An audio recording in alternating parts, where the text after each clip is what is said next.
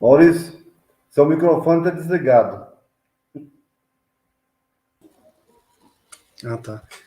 Boa noite, pessoal. Boa noite a todas e todos aí que escolheram aí o melhor, esse horário, né, para estar nos assistindo, né, e também, né, boas horas aí a você que está escolhendo aí um outro horário para estar nos assistindo, né. Queria agradecer aí a todos os ouvintes, né, e convidar, né, para vocês possam inscrever no nosso canal, né, para ficar por dentro aí das nossas informações. A gente tem lives aí praticamente, né, todos os dias aí da semana, né, e aí eu estava falando enquanto o meu microfone estava desligado, que hoje é uma noite especial, né, a gente está fazendo aí uma grande live, né, a gente está recebendo aí 12 pessoas aí para apresentar, né, um trabalho recente aí, né, que é o e-book Direitos Humanos, Educação e Políticas Públicas, né, que foram organizados aí pela professora Ana Carolina e pela professora Thais. E aí, o professor Vicente está aqui conosco aqui na tela, justamente para receber as autoras. Boa noite, professor. Boa noite, Maurício. Boa noite a todos os 12 autores que estão aí nos bastidores, nos aguardando para entrar. Boa noite a todos e a todas que estão nos assistindo ao vivo agora, que vão nos assistir na gravação. Então, estou passando aqui rapidamente para dar as boas-vindas para Ana Carolina Martins e para a Thais, e dando boas-vindas para ela, estou dando boas-vindas a todos os outros 10 autores, né, desse livro organizado por elas, Direitos Humanos, Educação e Políticas Públicas, que, como todo trabalho, eu fiquei conhecendo a Ana na tese dela, né, fui da banca de qualificação, depois da banca de defesa, e um trabalho fantástico com o PIBID e trazendo sempre essas contribuições tão importantes da prática pedagógica, né, sobre o fazer docente, contribuindo sempre com reflexões e com essa retribuição, na verdade, que é o que a gente precisa fazer com o nosso título, né? Afinal de contas, um título de mestrado e de doutorado no Brasil, ele não pode ser só para pendurar na parede. Nós temos um país muito carente, principalmente na área de educação, então nós temos mesmo que dar todo o retorno possível, e mais esse livro é um instrumento de grande retorno, né, para o profissional, professor que está na sala de aula, que nesse período de pandemia, principalmente, teve que se reinventar sua prática, trocar o pneu do carro com o carro em movimento, né, indo para o remoto, agora voltando para o presencial, e assim, sem formação adequada. Então, nós devemos esse retorno social. Então, não vou me estender mais.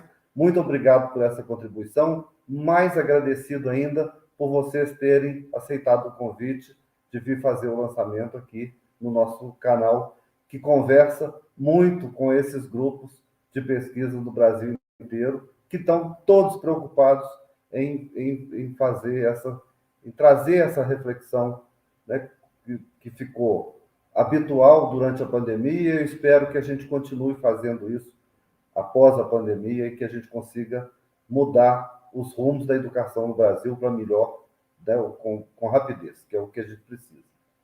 Obrigado.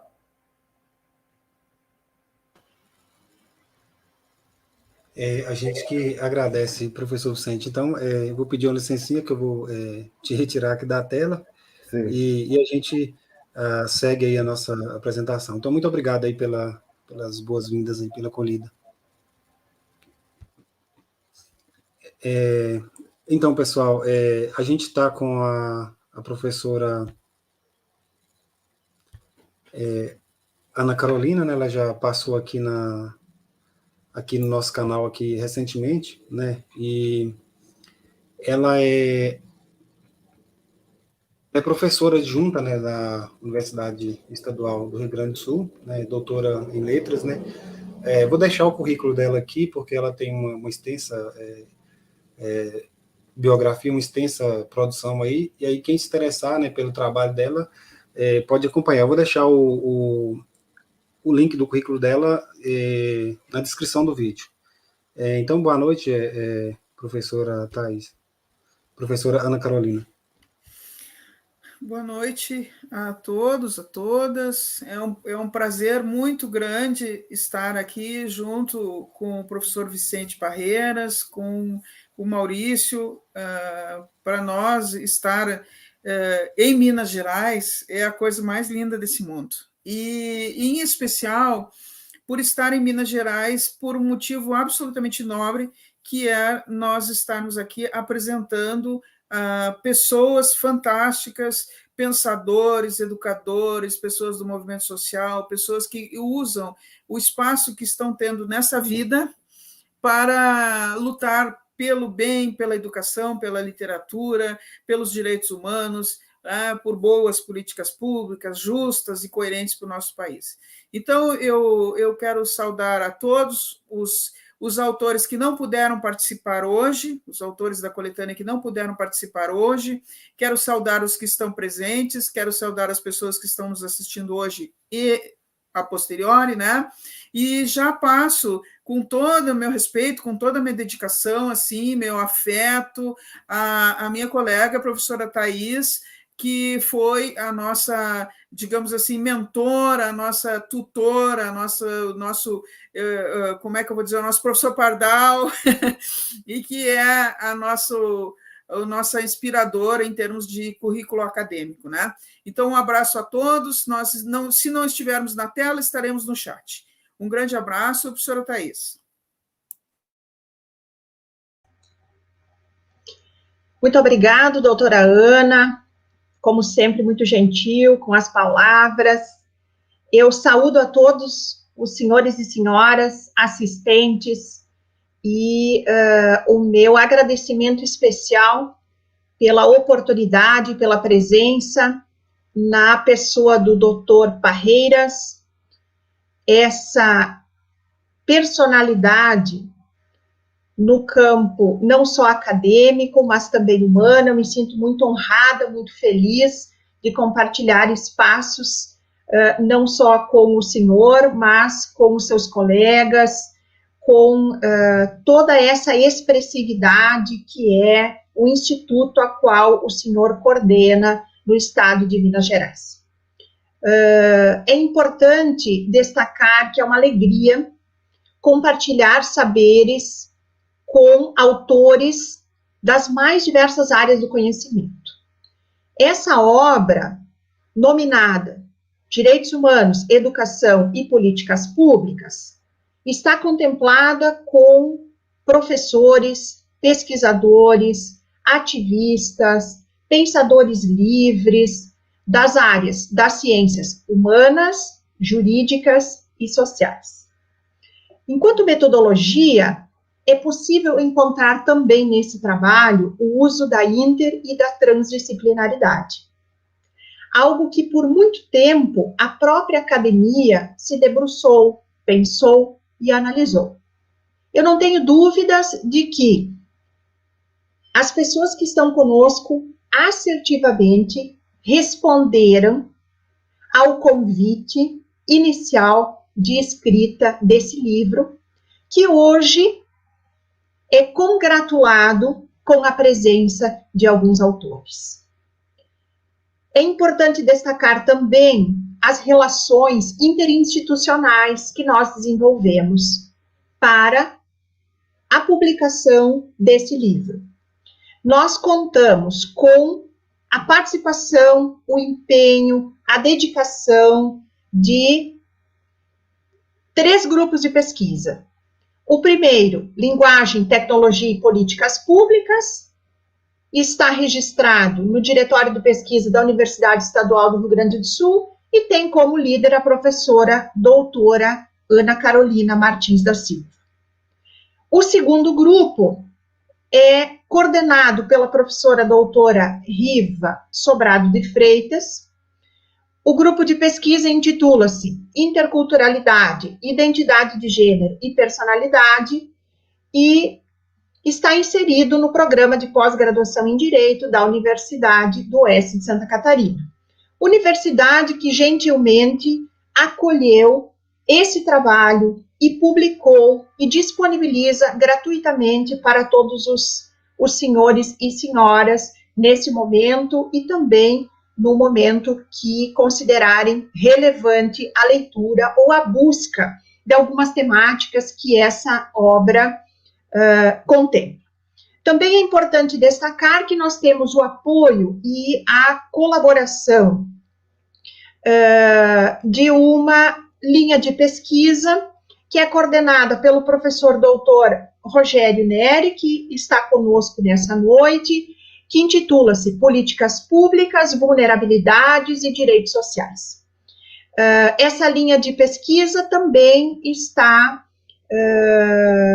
contemplada junto ao programa de pós-graduação em Direito. Então, nós temos 3 grupos de pesquisa, 3 linhas de pesquisa, autores com uma diversidade geoespacial, com diversidade institucional e também que trazem as suas escritas a partir das suas experiências. É uma alegria muito grande recepcioná-los, mesmo que de forma virtual, e trazer para o debate esse trabalho que tanto nos deixa felizes e realizados, considerando o movimento que foi feito. Movimento esse que inicia ainda lá em dezembro de 2020 e hoje, então, nos é brindado com o produto final.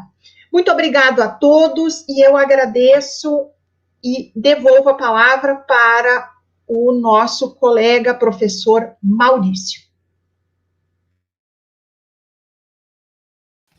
Muito obrigado, Thaís. Eu vi que você fez um resumo assim, do livro, né? E só para o pessoal assim, ter uma noção, né, do que se trata o material, né? Ele versa aí por várias questões, né, sobre direitos humanos, políticas públicas, né, educação, e é um livro, né, que assim está num viés assim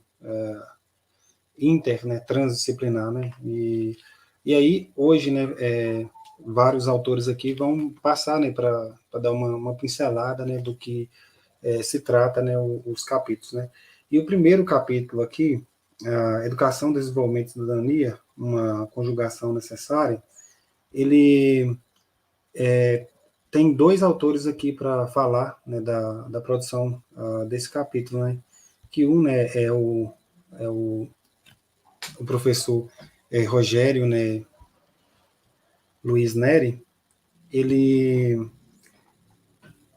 é pós-doutor, né, pela Universidade de Paris, na França, e pela Universidade Fordham, né, de Nova York, e doutor em Direito pela UNESA, e tem pós-graduação em Justiça e Processos Constitucionais, né, pela Universidade de Castilha, né, La Mancha, na Espanha, e especialista em Educação pela Universidade Federal do Rio de Janeiro. E ele é professor, né, do programa Erasmus da União Europeia, na Cardinal Stefan, e professor, né, na Universidade de Foggia, da Itália, e professor, né, doutor, né, no mestrado e doutorado em Direito, né, na UNOESC. É isso mesmo, professor?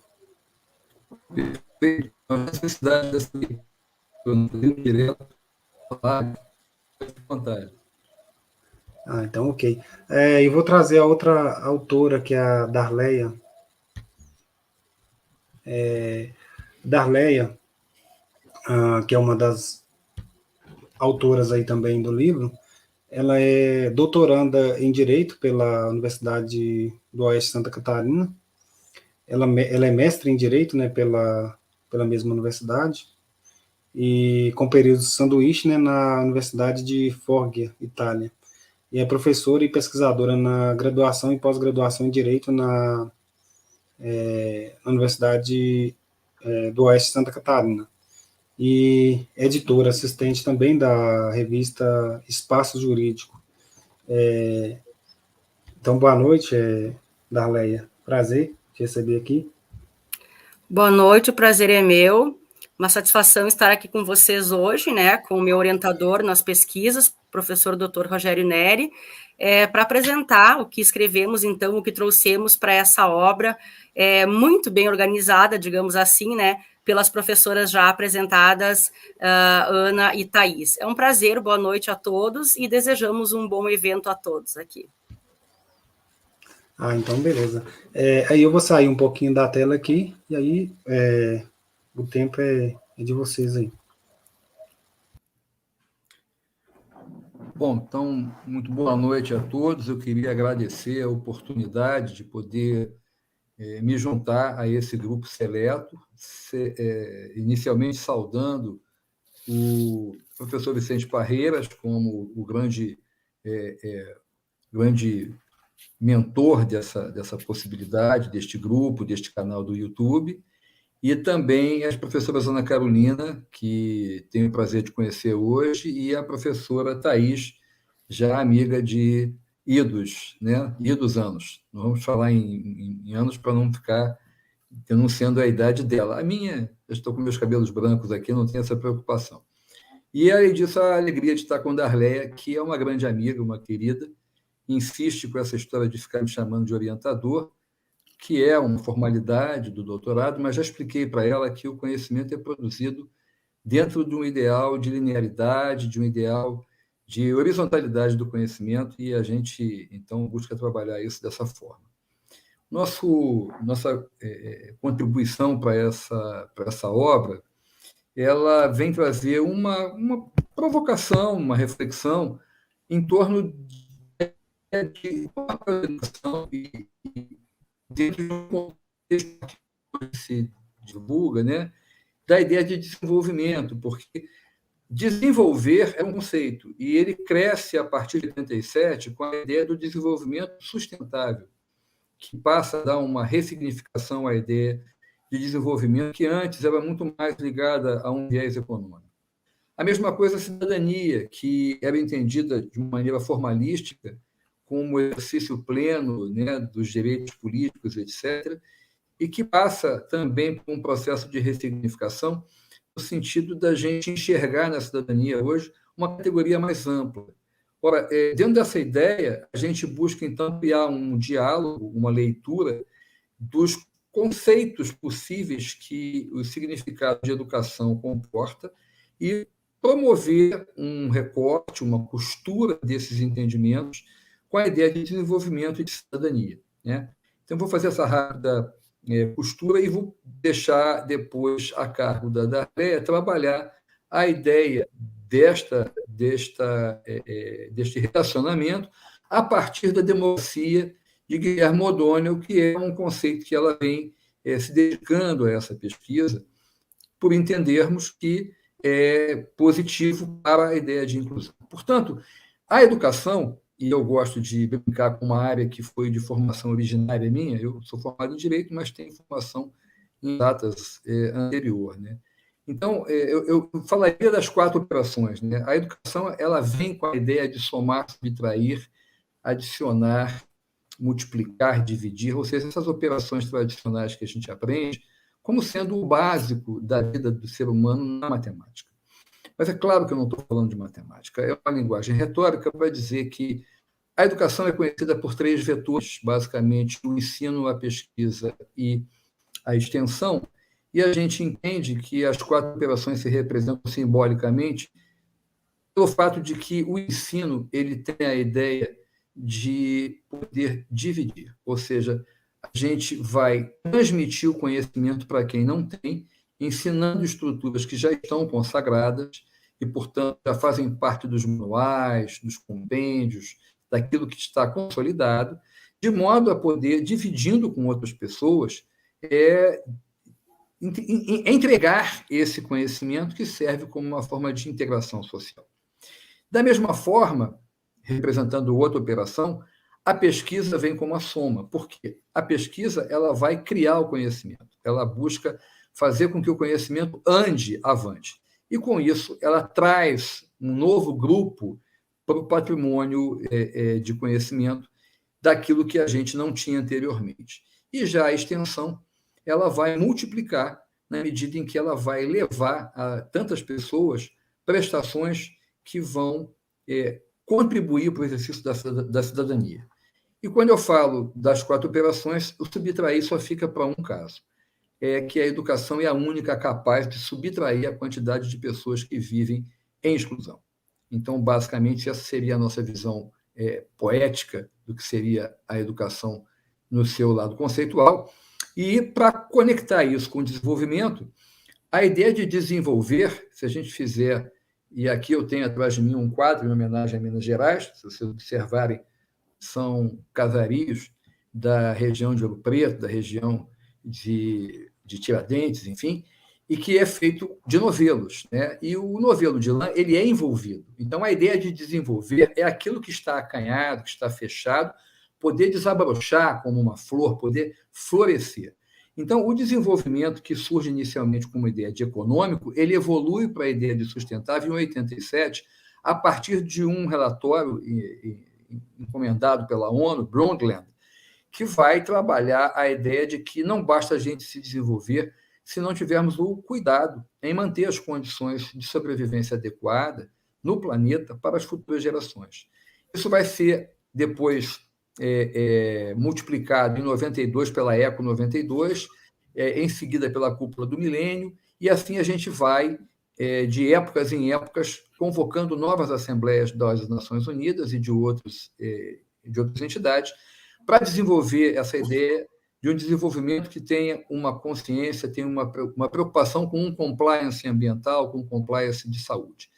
E, finalmente, a ideia da cidadania, no sentido de que não basta o exercício puro dos direitos políticos, mas a gente precisa, sim, de uma plenitude, da possibilidade da inclusão, da possibilidade de reconhecer no outro, né, no diferente, naquelas pessoas todas que vivem em situação de dificuldade, o direito, sim, de viver com condições aceitáveis de qualidade de vida, de participação, espaço de vez e voz. Então, eu não vou me estender neste momento introdutório, passo de imediato a palavra da Arleia para que ela possa também agregar a sua visão de qual é o papel desse artigo, que é um artigo dedutivo, mas que, na verdade, tem um pouco de indutivo também, que a gente tenta passar uma ideia positiva de educação, trazendo essa ideia de conjugação, de uma conjugação necessária, inclusive é o título, porque entendemos que não há cidadania se não houver desenvolvimento sustentável, e nenhum deles se faz sem uma população que tenha acesso à educação. Darlé, por favor, fique à vontade, querida. Obrigada, professor Nery. Então, dentro dessa conjectura, né, pretendida, como é que nós iríamos, então, relacionar educação, cidadania, desenvolvimento e democracia, né? Então, nós partimos da análise desses itens, considerando a teoria da democracia na América Latina, né, que é o estudo específico desenvolvido por O'Donnell. Então, O'Donnell, ele analisou o desenvolvimento do regime democrático em alguns países da América Latina, né, de maneira geral, digamos assim, e destacou alguns em que a democracia ela foi mais consolidada ao longo do tempo, né? Então, aí ele trouxe Chile, Uruguai, Costa Rica, enfim, e em contraponto colocou outros países, como México, Brasil, Peru, Colômbia, Bolívia, e aí nós fizemos a seguinte análise, nós fomos buscar, junto aos dados do PNUD, né, aquele Programa das Nações Unidas para o Desenvolvimento, como que esses países poderiam, então, ser vistos em termos de desenvolvimento para fazer uma análise com essa teoria da democracia. Analisamos, então, o IDH desses países, tanto aqueles que estão no topo da análise, né, em termos de desenvolvimento democrático, segundo O'Donnell, e aqueles que estão um pouco mais abaixo, né, nessa consolidação democrática. E o que nós percebemos foi que tanto o IDH desses países, né, Chile, Uruguai e Costa Rica, eles são muito mais elevados do que os outros, né, que estão em paralelo nessa pesquisa, como México, Brasil, Peru, Colômbia e outros. Analisando especificamente dados relativos à educação, né, já que nós temos no IDH uma composição, né, que inclui índices educacionais, nós trouxemos nesse texto a análise específica de períodos em anos, né, de permanência de pessoas na escola e anos efetivamente estudados. Então, constatamos que naqueles países em que houve uma maior consolidação democrática, como Chile e Uruguai, houve maior permanência, né, ao longo do tempo, com relação a períodos, né? Então, por exemplo, 15, 16 e 17, que são os dados aqui analisados, nós tivemos isso de forma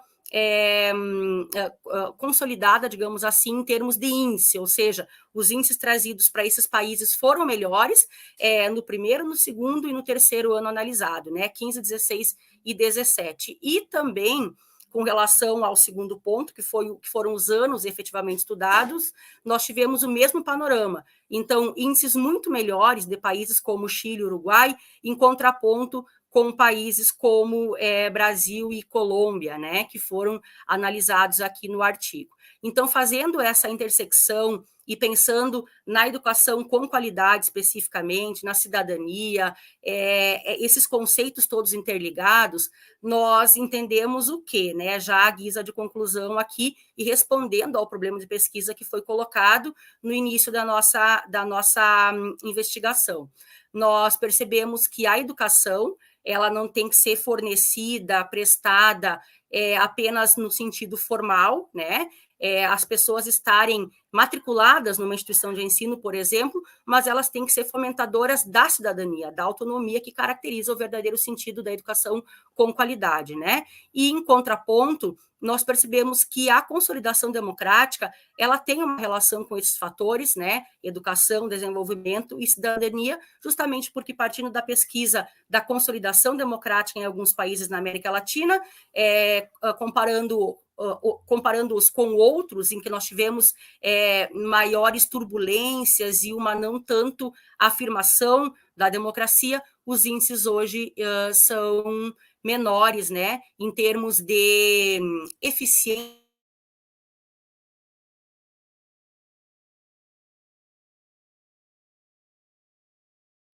Espero que tenha despertado a curiosidade, que todos, então, que todos estão aqui convidados para lerem o capítulo, né, sobre esse tema que o professor Rogério Neri e eu desenvolvemos para o livro que está sendo apresentado hoje. Muito obrigada, estamos aqui à disposição para eventuais perguntas que se fizerem ao fim aqui das apresentações. A gente que agradece. Nossa, eu fiquei super curioso assim para ler esse capítulo, viu, Darley? E muito obrigado também, viu, professor Rogério Neri. O próximo capítulo, né, ele é intitulado aí, Ensinando-nos a Transgredir, reflexões sobre o percurso de construção de uma comunidade pedagógica, né, que é da autora, né, Ana Paula. A Ana Paula, ela é professora, né, na área de letras, né, português e inglês, no Instituto Federal, né, do Rio Grande do Sul, né, campus Rolante, e ela também é mestre em letras. Ela coordena o projeto de extensão Constantes. Ela deixou até o endereço no Instagram, eu vou colocar aqui no chat daqui a pouquinho. E faz parte, né, do grupo GPEA, Grupo de Estudos e Pesquisas em Juventudes, Gênero e Antirracismo, e é colunista do Literatura RS, né, do Rio Grande do Sul. Eu vou deixar também embaixo na descrição do vídeo, né, o link, né, do currículo dela, para quem quiser entrar em contato com ela e saber mais do trabalho dela. Então, boa noite, bem-vinda, Ana Paula. Boa noite, Maurício, boa noite a todos os colegas, saúdo a professora Ana Carolina, a professora Thais, os colegas também de autores e autoras do livro e quem nos acompanha aí pelo YouTube. Eu tenho uma tela que eu já coloquei aqui, tá? Certo. Então, boa noite mais uma vez, né, a todos que nos acompanham aí, e saudar também os meus colegas docentes do Campus Rolante do Instituto Federal do Rio Grande do Sul, IFRS. Nós somos autores e autoras deste trabalho. Então, sou eu, Ana Paula, professora Bibiana, professora Bruna, que também gentilmente fez esta apresentação que eu estou exibindo agora, professor Luciano e a professora Thaís.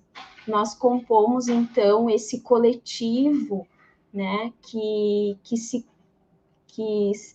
se reuniu, né, e iniciou aí uma trajetória juntos de uma construção de uma comunidade pedagógica. E o nosso artigo, ele versa sobre isso, né, sobre esse processo, essa trajetória dessa construção coletiva enquanto docentes, num período que está sendo ainda muito desafiador para nós, que é o período do ensino remoto, e trabalhar, né, junto aos estudantes de uma forma coletiva e colaborativa, né? Então, o nosso artigo, né, tem como título Ensinando-nos a Transgredir, reflexões sobre o percurso de construção de uma comunidade pedagógica.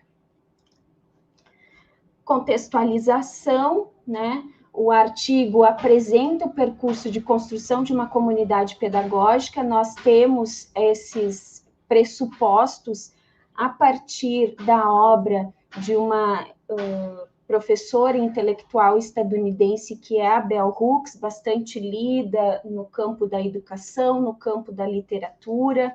Estes 2 livros foram, né, tiveram um papel muito importante na escrita deste trabalho, que são Ensinando o Pensamento Crítico e Ensinando a Transgredir. E a partir desses pressupostos, né, nós mobilizamos também um relato, a apresentação, né, de um relato de experiência de um projeto integrador no contexto do ensino emergencial no IFRS Campus Rolante, com turmas de cursos técnicos integrados ao ensino médio. O que vem a ser um projeto integrador, né? Então, é um projeto que procurou, e ainda procura, porque ele tem continuidade até hoje, né, articular os componentes curriculares da área de linguagens e o componente história, de modo a corresponder à concepção do currículo integrado da instituição. Então, os institutos federais têm como um dos seus pilares fundadores, né, o ensino médio integrado. Então, como nós procuramos trabalhar dessa forma coletiva e colaborativa, no intuito também de trazer os componentes curriculares de forma articulada, com o objetivo de ampliar o repertório desses estudantes, dessas estudantes, né, de uma forma integrada e vinculada com as questões sociais do nosso tempo. Então, ensinando-nos a transgredir, né? Nós fizemos uma paráfrase aí da Bell Hooks, de um dos livros dela.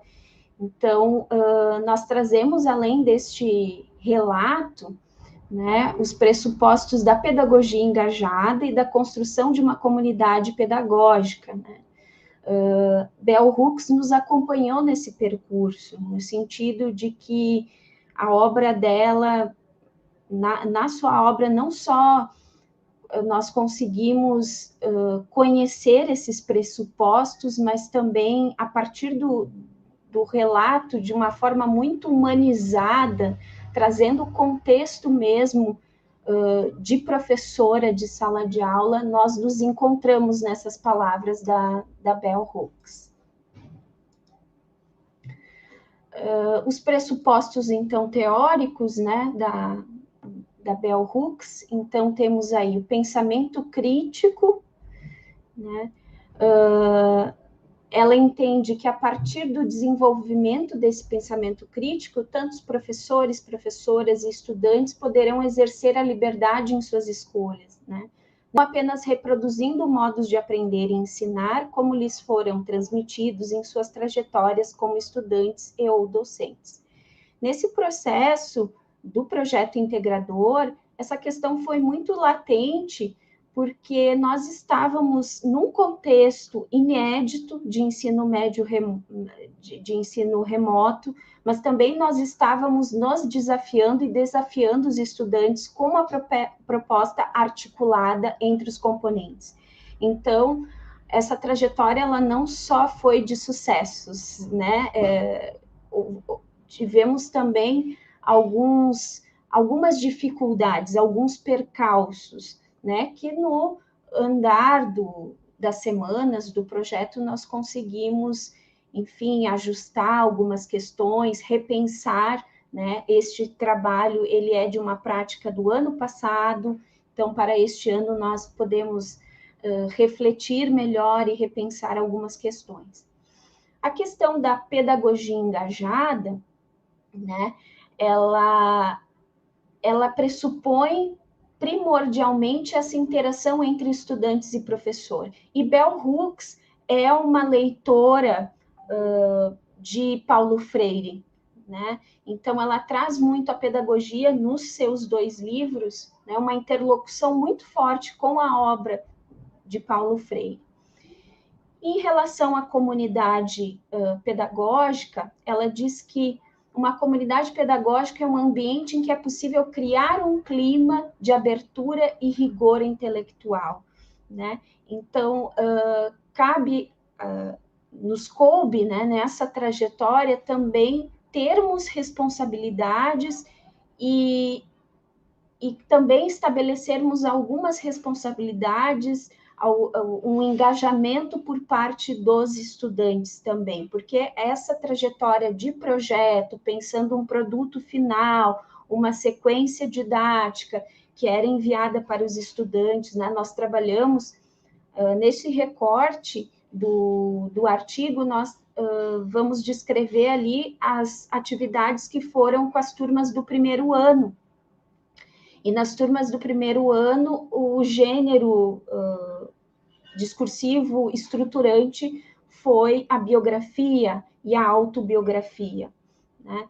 Então, como produto final do projeto, os estudantes escreveram suas próprias autobiografias. Então, eu vou passar esses slides, dado o tempo, e passar para as reflexões, e também já fazendo o convite para que vocês leiam os nossos textos. Lá vocês vão poder ter uma descrição mais pormenorizada dos materiais que nós utilizamos junto aos estudantes, né? Um embasamento maior sobre esse gênero discursivo estruturante, como nós estruturamos também essas atividades realizadas, mas eu já trago aqui, né, as reflexões que todas as nossas escolhas nos conduziram para uma transgressão, que é o convite que nos foi feito através da leitura e discussão das obras da Bell Hooks, né? Muitas dificuldades se impuseram e foram limitadoras do nosso trabalho. O principal deles foi o contexto do ensino remoto emergencial. Para quem está em sala de aula sabe muito bem como as interlocuções são diferentes, né? Nem sempre conseguimos atingir todos os estudantes da forma que nós gostaríamos, e também a questão da presença em sala de aula, que faz toda a diferença, né? A própria Bell Hooks fala isso muito nas suas obras, da presença do corpo do professor, da professora em sala de aula, como isso é importante para que essa pedagogia engajada aconteça, né? Então, diante dos desafios, né, que nos foram apresentados, nós avaliamos que a experiência do projeto Linguagens e História tem sido uma abertura para novos recomeços. E aqui estão as nossas referências, né, vinculadas à obra da Bell Hooks. Mais uma vez eu agradeço o convite e fico à disposição. Eu vou seguir acompanhando pelo chat ali, se alguém tiver alguma pergunta, também fico à disposição. Obrigada. A gente que agradece, Ana Paula. Então, pessoal, o próximo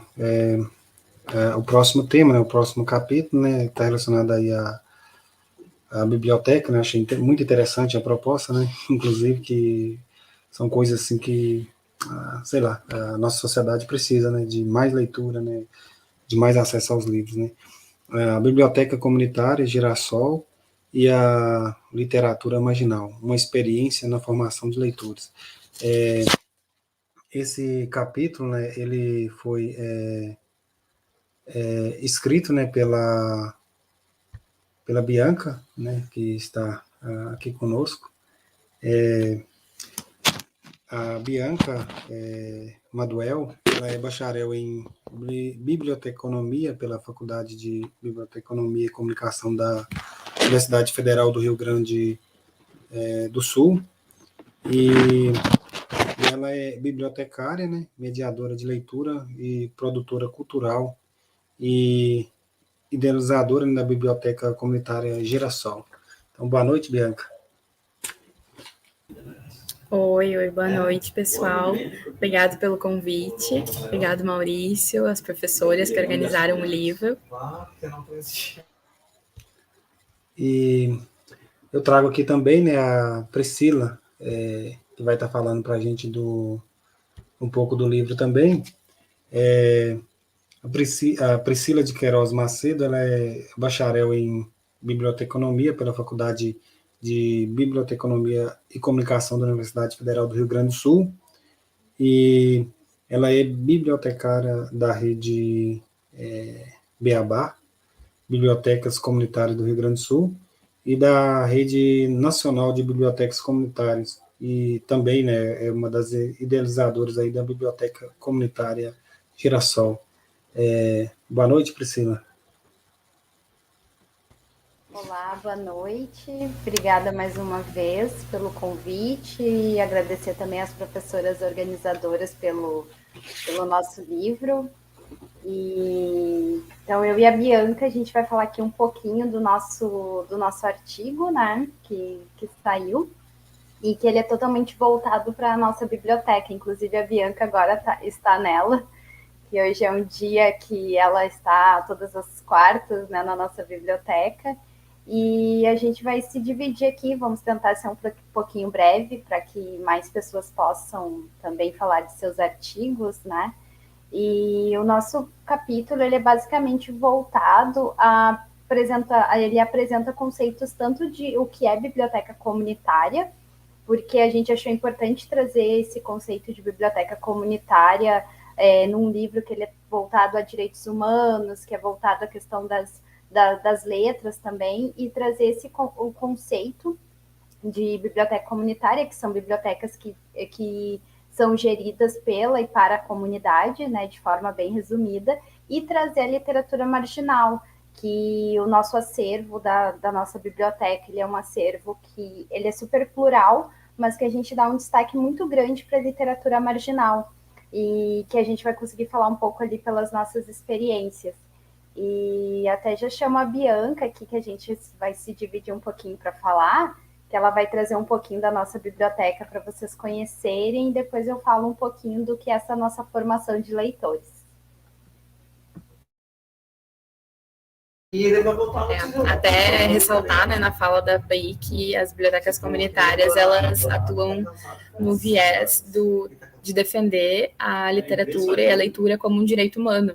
Então, a gente atua nesse viés, o que é muito, muito importante, porque a leitura, ela desenvolve N outras capacidades, desenvolve o cidadão, forma, né, um cidadão bem mais crítico na nossa sociedade. Então, ter mais bibliotecas nesses espaços, nas periferias, que possam disseminar a leitura e difundir o acesso aos livros é de extrema importância, né, estar nas periferias. Então, a gente começa nosso capítulo apresentando um pouco esse conceito de bibliotecas comunitárias e explicando sobre a Girassol, sobre como ela surgiu desde...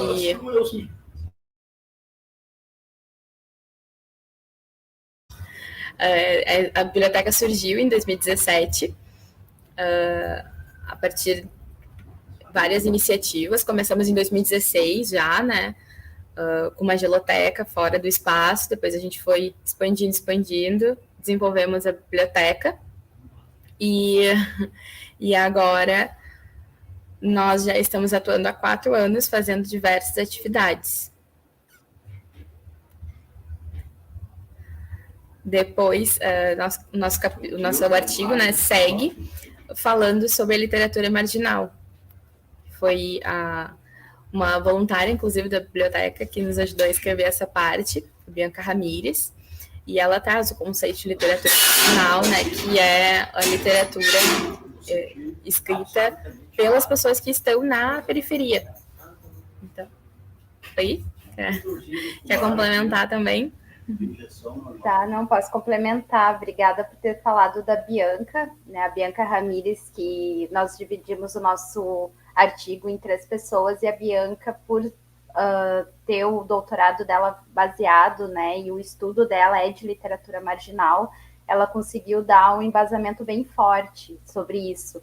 E não sei se todos aqui sabem o que significa literatura marginal, mas de uma forma bem resumida, tantas pessoas chamam tanto literatura marginal ou literatura periférica, né?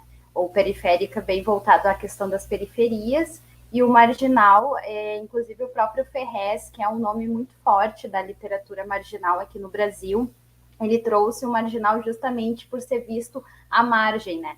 Que as periferias normalmente elas estão à margem do centro, ele trouxe até a questão da margem, que onde ele estava à margem de um rio. E diferente da nossa cidade de Porto Alegre, né, que a margem aqui de um rio, basicamente, tem vários tipos, né, tem tanto o pessoal das ilhas, mas também tem um pessoal ali do gasômetro, que já é um outro tipo de margem, né, mas o marginal é um nome muito forte, as pessoas justamente usam para trazer um outro conceito do que é o ser marginal.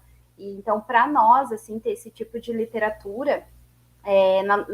no nosso acervo é onde a gente consegue trazer o que é essa formação de leitores, porque nós pensamos, né, que a formação de leitores ela não é só tu ter livros disponíveis, tu tem que mediar esses livros, e de que forma tu media esses livros.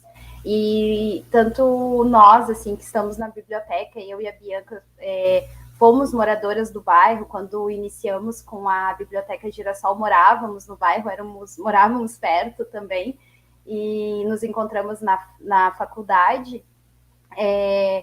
A gente percebeu que por meio dos saraus, e inclusive a nossa biblioteca está num espaço que é uma ocupação no nosso bairro, que já fazia um sarau que se chamava Sarau Marginal. E as pessoas que estavam ali, elas se identificavam com aquela representação de quem de fato é da periferia, né? Não é um escritor clássico falando da periferia de uma maneira estereotipada, é a pessoa que vive nela. E então, pode falar, Bianca, quer falar? Não, é uma escrita de nós para nós, né? É um entendimento das nossas próprias vivências, que às vezes a gente lê coisas que não estão no nosso alcance, ou bem outras realidades diferentes que a gente não consegue se identificar. E aproximar os leitores dessa literatura marginal, que é algo que eles se identificam, né, e se percebem dentro dela, é uma forma de aproximar e formar leitores.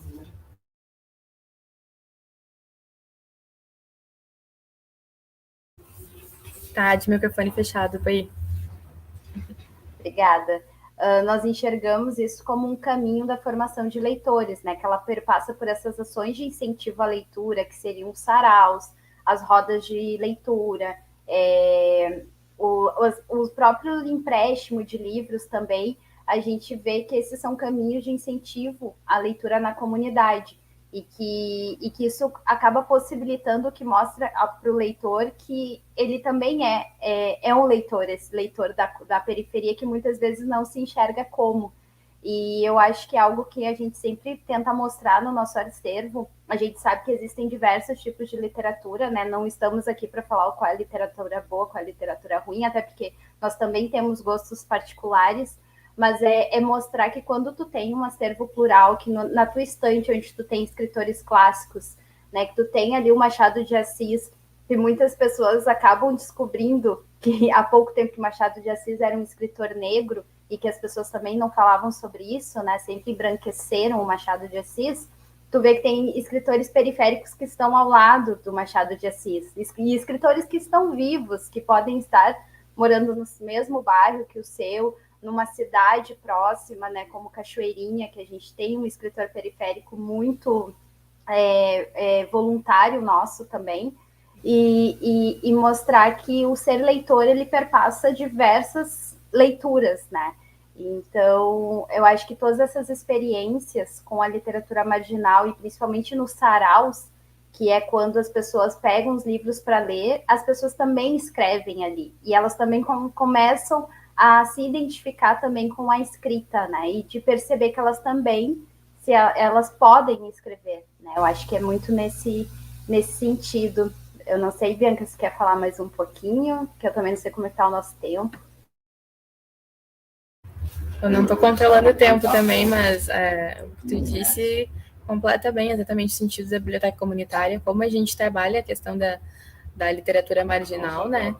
E que é potencializar essas escritas, essas vivências, e ter no nosso acervo, e começa aí uma identificação, né? Às vezes a pessoa não se sente à vontade para começar lendo um autor mais clássico, começa lendo um escritor marginal, e quando a gente vê, já está lá nos escritores clássicos, né? Então, como eu disse, a literatura marginal vem como uma forma de incentivo mesmo, incentivo à leitura. Nossa, mas eu assim, acompanhando o trabalho aqui, dá vontade, assim, de estar aí, né, de conhecer mais, porque, assim, de certa forma, as nossas escolas, né, carecem de biblioteca, né, os espaços, né, carecem de livros, né, e esse projeto é maravilhoso, né, parabéns aí mesmo, viu, e depois a gente vai trocar mais ideias sobre esse projeto, um projeto muito interessante, e o girassol, eu até tenho um aqui atrás, aqui, ó, que é o símbolo nosso, né, da educação do campo. Então, eu já gostei pelo título, né, ficou muito bonito. Então, parabéns, meninas. Até daqui a pouco, então. Até mais. Obrigada. Até mais. Então, seguindo a nossa lista aqui de autores, né, o próximo texto, né, defender o SUS é lutar pelo direito à saúde universal, público, né, e gratuito, e no caso, quem foi responsável por esse capítulo, né, é o Meister. É Meister que fala o nome?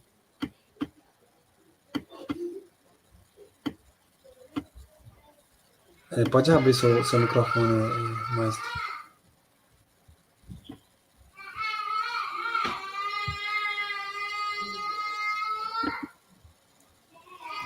Boa noite, Maurício, tudo bem? Boa noite. É que eu estou confundindo fazendo confusão com a pronúncia do seu nome aqui. Como é que tá as modas? Tudo bem aí? É Meister, sim. É Meister. Então, o Meister, ele é graduando no curso de Administração, Sistemas e Serviços de Saúde da Universidade Estadual do Rio Grande do Sul. Eu vou deixar o link dele também, né, como dos outros autores, na descrição do vídeo, né, para depois, quem se interessar, entrar em contato, né. Seja bem-vindo, Meister. E assim, mostra, assim, a grande pluralidade do livro, né, do material, né, porque já é um tema que vai versar aí sobre o direito à saúde, né, que também é muito importante. A gente vê essa nossa instituição aí uma das maiores instituições, sei lá, públicas, né, que cuida, né, do povo, né, do mundo, né, e mais tem, né, um graduando, né, e assim, isso é muito importante a gente ver, né, pessoas que estão aí na graduação, né, fazendo pesquisa, publicando trabalhos, né, então bem-vindo, Meister, a palavra é sua. Boa noite, Maurício, quero primeiro agradecer a UNOESC, agradecer também a professora Ana Carolina, que nos convidou para participar desta coletânea de artigos que deu origem a este livro, né? E também agradecer a Infortec, o Núcleo de Pesquisa e Linguagem e Tecnologia, né, que está nos dando este espaço para que a gente possa divulgar o nosso trabalho, né, e apresentar um pouco do que a gente pensou, né, sobre o Sistema Único de Saúde. O que nos motivou a escrever este artigo com um enfoque, né, da defesa do SUS, né? Por que é importante defender o SUS, né? E o direito à saúde universal, público e gratuito, foi especialmente que a gente, quando surgiu o convite, foi durante a crise mais aguda, né, da pandemia do coronavírus aqui no país, né? E era um momento que se discutia muito a importância do Sistema Único de Saúde, né? E acho que, inclusive, a pandemia foi um divisor de águas, né, para o sistema de saúde público do país, do Brasil, né?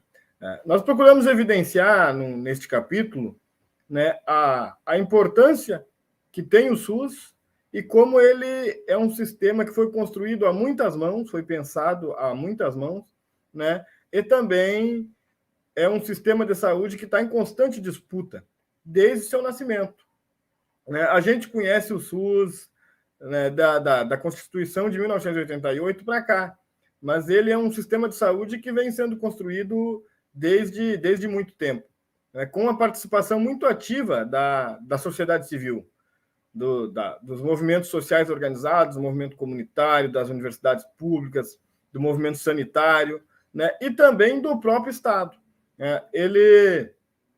O SUS ele vem se constituindo, né, a partir de diversos outros programas que foram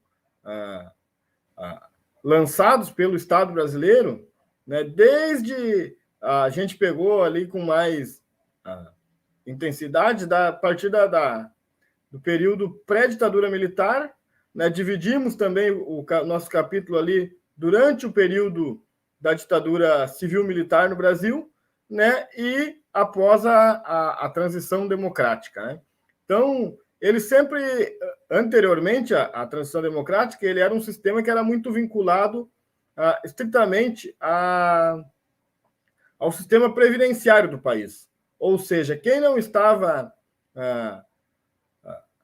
integrado formalmente ao mercado de trabalho, ele estava praticamente excluído do sistema de saúde público do país, né? Mesmo quem estava no sistema formal de trabalho, ele só estava apto a acessar o sistema de saúde brasileiro, né, com vinculado à sua contribuição previdenciária, né? Esse sistema ele era um sistema que, hoje a gente considera que o Sistema Único de Saúde ele é falho, né, e muita gente considera que a sua universalidade ela está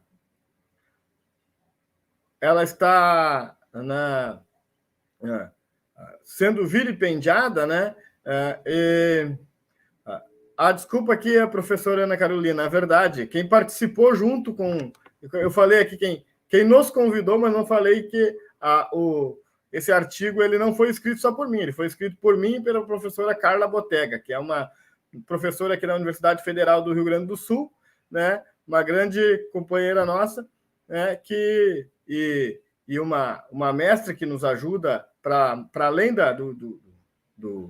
do espaço escolar aqui também, né, do espaço da universidade, mas também uma militante sanitarista em defesa do Sistema Único de Saúde, né? E a professora Carla também, além de ajudar a escrever o artigo, ela é quem estimula muito a produção científica dos alunos dentro da universidade. Mas retomando o processo aqui do que eu estava falando, né? Então, se a gente considera que hoje o sistema é muito falho, anteriormente, né, o sistema era ainda mais suscetível, né, a dificuldades para que se pudesse acessar o sistema de saúde no país. Por diversas dificuldades. Primeiro, porque se tinham poucos médicos, tinham poucos cursos de medicina no país, tinham poucos hospitais, né? No interior, especialmente, o acesso à saúde pública era mais difícil, mais dificultoso, né? Então, tinha uma série de limitações que eram impostas, né, para que a grande massa trabalhadora do país, a grande massa da população brasileira, pudesse ter acesso ao sistema de saúde público, né? Então, ali já durante o período da ditadura militar, também houve alguns avanços, né, que foram, sobretudo, construídos, né, a partir das conferências, e aqui vale a gente citar que é muito importante a participação social, a participação dos conselhos, né, de saúde, da sociedade civil organizada, né, que pressionou, mesmo durante o período da ditadura militar, o movimento sanitarista, pressionaram muito para que houvesse avanços e se houvesse um processo de interiorização do sistema de saúde para que mais brasileiros e brasileiras pudessem ter acesso ao sistema de saúde no país, né? E depois, ali no final da década de 70 e início da década de 1980, né, quando houve aquela efervescência da luta por mais democracia, por mais participação social, né, o SUS começou a dar os seus primeiros passos, começou a germinar, né, este grande movimento que deu origem ao Sistema Único de Saúde, ao SUS que nós conhecemos. Mas o que a gente procurou evidenciar, porque eu sei que meu tempo já está acabando, o que a gente procurou evidenciar desde o início é que o Sistema Único de Saúde ele sempre esteve em constante disputa, né, o seu financiamento, né? O que garante que o SUS possa ser universal, gratuito, né, e tenha equidade, né?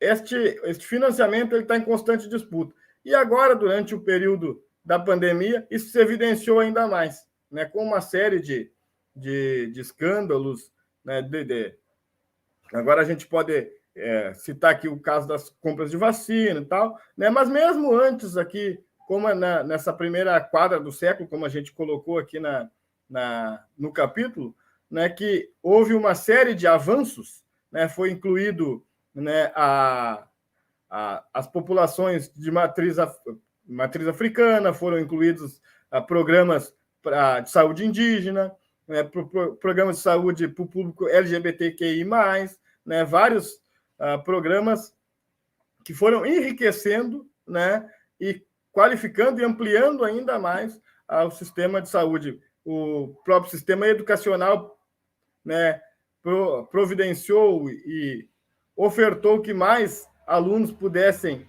também acessar os cursos de medicina, então a gente teve mais médicos, né? Mas ainda assim, né, o sistema de saúde ele tem falhas, né? Tanto que a gente viu ali final de 2012, início de 2013, salvo engano, né, que foi criado o programa Mais Médicos para que o país pudesse suprir, né, a demanda de médicos nas periferias, suprir a demanda de médicos no interior, suprir a demanda de médicos nos rincões mais longínquos do país, como o estado do Amazonas, que é difícil para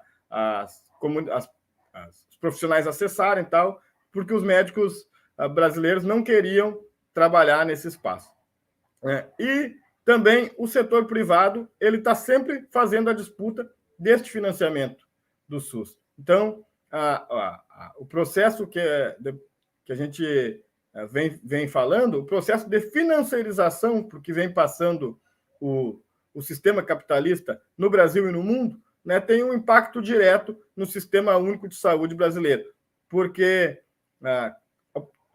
neste processo galopante que tem de privatização de tudo e mercantilização da vida, o SUS também continua sendo cada vez mais atacado, né, e a gente pode dizer que ele vem sendo fatiado, né, aos poucos, né, e para buscar cada vez mais, né, a entrada do setor privado, né, para cuidar da saúde do brasileiro. E isto, para nós, é algo retrógrado, porque é algo que a gente conseguiu avançar, né, durante o processo da Constituição Cidadã, ali em 1988, e a gente hoje está fazendo um caminho de volta. Né? Está fazendo um caminho de volta, porque o momento que se tem um desfinanciamento do Sistema Único de Saúde, a gente acaba limitando o acesso da população brasileira. Quero citar aqui, para fechar minha fala, o caso aqui de Porto Alegre, por exemplo. Todo mundo que me conhece sabe que eu sou um apaixonado pelo agente comunitário de saúde. Eu acho que é talvez o profissional mais importante, né, de toda a cadeia da, vamos dizer assim, a cadeia produtiva da saúde brasileira, né, do Sistema Único de Saúde. É quem faz aquela relação direta com as famílias em todas as comunidades rurais e urbanas, é quem conhece as famílias, sabe das suas particularidades, né, e também sabe dos seus dilemas. O agente de saúde ele foi tão importante agora durante o processo de pandemia que muitas vezes eles faziam vaquinha para poder comprar alimentos para que as famílias das comunidades que estavam passando dificuldade, que estavam sem ter acesso ao trabalho, pudessem ter o seu pão de cada dia. Então, e aqui em Porto Alegre, no Brasil todo, está tendo um caminho de destruir com esse profissional da saúde, né? Esse profissional tão importante que é o elo, né, entre a porta de entrada, né, do paciente, né, para a saúde pública. Ali quem faz a ponte entre o paciente, entre o usuário e o sistema de saúde da família, a unidade de saúde da família, entre a unidade de saúde, entre o postinho da comunidade, como a gente conhece aqui, até o médico, a cirurgia, a todo o processo de acompanhamento clínico. Então, momento que se ataca esse profissional, está se atacando, né, o cerne do serviço de saúde brasileiro. Então, era um pouco dessa perspectiva que a gente tem abordado no nosso artigo, que foi escrito pela professora Carla Botega e por mim, né, e também, né, evidenciar que o momento que se ataca a saúde pública, a sua universalidade, a sua equidade, tu tira o recurso público, tu desfinancia esse sistema, tu tá atacando de forma direta, né, os direitos humanos da população brasileira.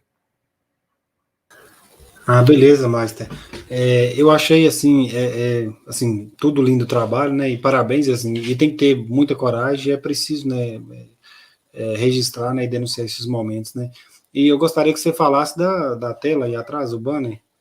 Vou até deixar você na tela. Esse banner aqui é o seguinte, eu tenho um programa de rádio que também é transmitido simultaneamente pelo Facebook, pelo YouTube, todas as terças-feiras, às 20 horas, na rede Estação Democracia, e também é transmitido por várias rádios do estado do Rio Grande do Sul, que ela tem uma temática mais... o programa tem uma temática mais africana e afro-brasileira, aliás, e também mais ligada à questão periférica de Porto Alegre, tá? Mas a gente entrevista especialmente negros e indígenas do Brasil, do Rio Grande do Sul, da América Latina e do continente africano, especialmente. Né? E esse pano aqui ele veio de Moçambique.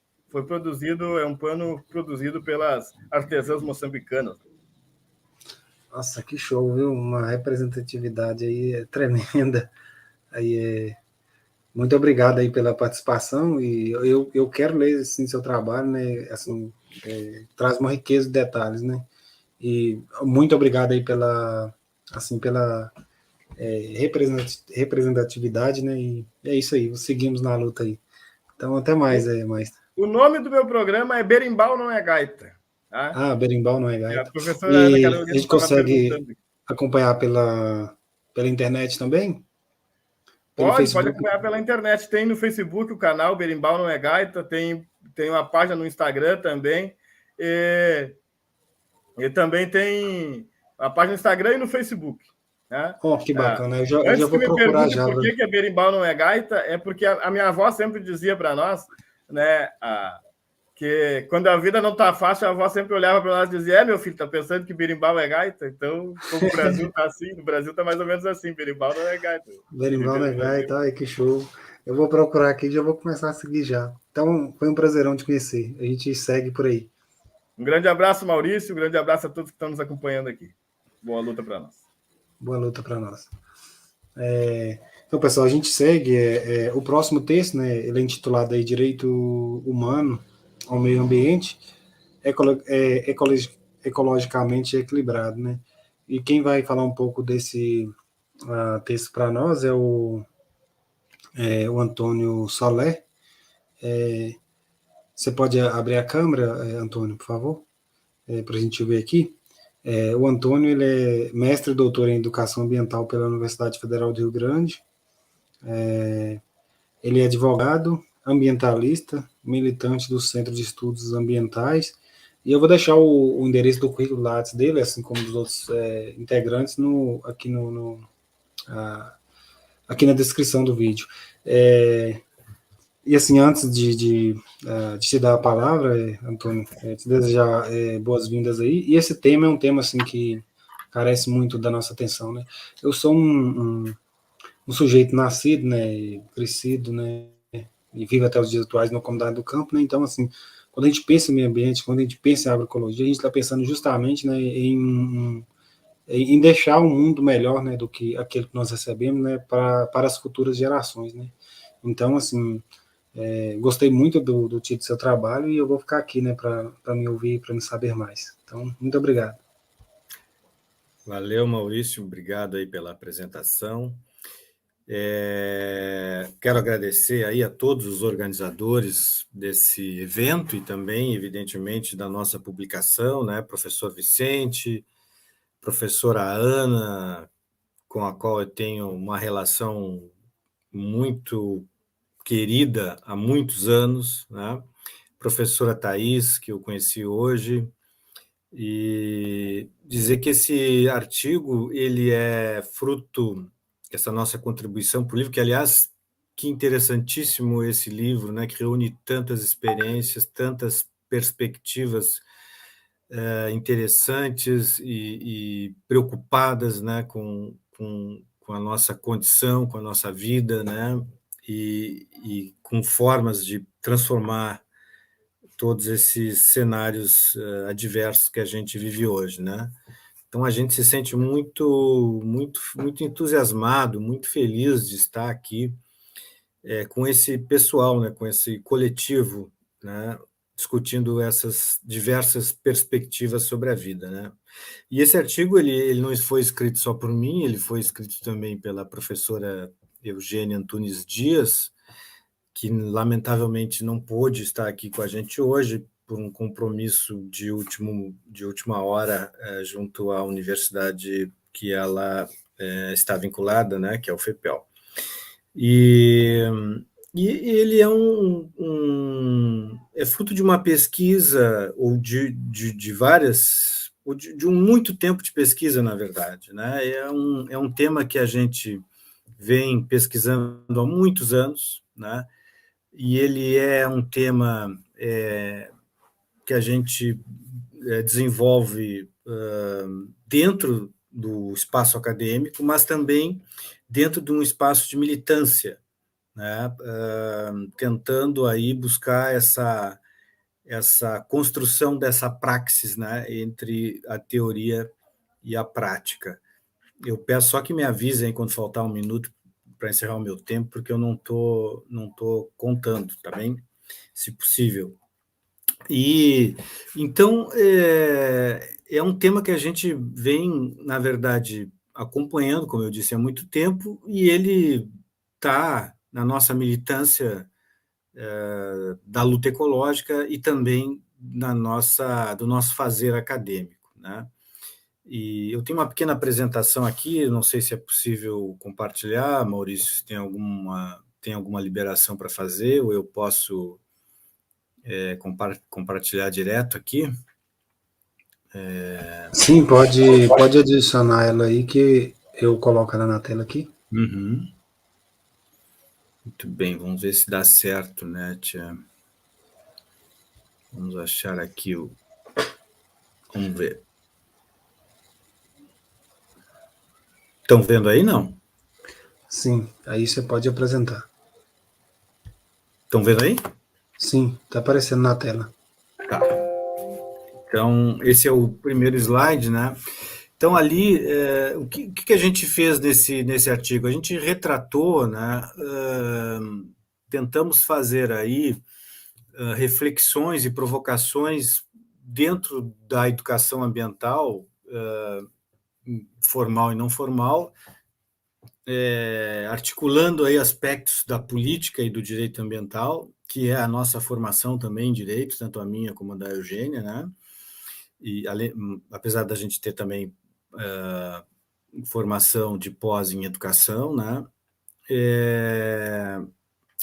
Sobre essa zona de conflito aí, essa área de disputa aí, que é a área do banhado aqui na região de Pelotas, de Rio Grande, do lado direito aí deste canal, que é o canal São Gonçalo, é Pelotas, e dá para ver a urbanidade mais lá atrás, né? E do lado esquerdo é Rio Grande. E bem na ponta ali tem uma área em disputa muito importante, sob o ponto de vista da biodiversidade de zona úmida, mas não só da biodiversidade de zona úmida, só entre aspas, né? Mas também para a questão da qualidade urbana de todo um entorno que vem se aproximando, né, se vem ocupando, vem subtraindo zonas úmidas nessa região de Rio Grande e Pelotas, que é basicamente, né, essa zona costeira aí onde a Mata Atlântica encontra o Pampa. Nós temos aí uma grande presença de áreas úmidas com lagoas, né, rios, marismas banhados, né? E a gente fez uma introdução ali no artigo, claro que eu não vou fazer um resumo aqui para tentar chegar bem rápido lá no nosso ponto central, que é a questão da disputa pelo banhado, né? Tentando fazer uma relação aí da pandemia, né, que a gente vive hoje, e que ela certamente é fruto da forma como a gente tem se relacionado com o planeta, né? Eu digo a gente, eu quero me referir ao modelo econômico e social dominante que nós temos hoje, que é o modelo capitalista, né? Quando eu falo a gente, eu estou falando deste modelo. E que libertou, né? Trouxe libertou para todo o planeta vírus que estavam aprisionados em determinadas áreas, né? O que já era previsto, né? Vários estudos já tratavam dessa questão, como já aconteceu anteriormente, né?